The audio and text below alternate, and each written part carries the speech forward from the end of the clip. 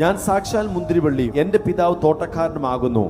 എന്നിൽ കായ്ക്കാത്ത കൊമ്പൊക്കെയും അവൻ നീക്കിക്കളയുന്നു, കായ്ക്കുന്നവനൊക്കെയും അധികം ഫലം കായ്ക്കേണ്ടതിന് ചെത്തി വെടിപ്പാക്കുന്നു. ഞാൻ നിങ്ങളോട് സംസാരിച്ച വചന നിമിത്തം നിങ്ങൾ ഇപ്പോൾ ശുദ്ധിയുള്ളവരാകുന്നു. എന്നെ ശ്രദ്ധിച്ചു കേട്ടെ, ദൈവവചനം അവൻ നമ്മളോട് സംസാരിക്കുന്നത് നമ്മളെ വിശുദ്ധീകരിക്കാനാണ്. നെക്സ്റ്റ് വേർഡ്, എന്നിൽ വസിക്കുവീൻ, ഞാൻ നിങ്ങളിലും വസിക്കും. കൊമ്പിന് മുന്തിരിവള്ളിയിൽ വസിച്ചിട്ടല്ലാതെ സ്വയമായി കായ്ക്കുവാൻ കഴിയാത്തതുപോലെ എന്നിൽ വസിച്ചിട്ടല്ലാതെ നിങ്ങൾക്കും കഴിയുകയില്ല. ഇത് ഉറപ്പിച്ചോണം. ക്രിസ്തുവിന്റെ നീതിയിൽ നാം വസിക്കാത്ത കാലത്തോളം, അവന്റെ വചനം എൻ്റെ ആത്മാവിൽ ഇല്ലാത്തിടത്തോളം നമുക്ക് നിലനിൽപ്പുണ്ടാകത്തില്ല. പുല്ലുണങ്ങും, പൂവാടും, ദൈവത്തിന്റെ വചനമോ എന്നേക്കും നിലനിൽക്കും.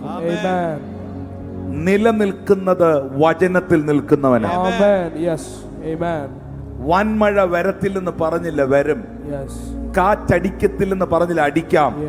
പക്ഷെ ആഴക്കുഴിച്ച് പാറമേൽ അടിസ്ഥാനമിട്ട് പണിതവനെ വൻമഴകൾക്കോ കാറ്റിനോ തിരകൾക്കോ തകർക്കുവാൻ കഴിയത്തില്ല. കൈകളൊന്ന് അടിച്ച് ആ വചനത്തെ സ്വീകരിച്ച് കർത്താവിനെ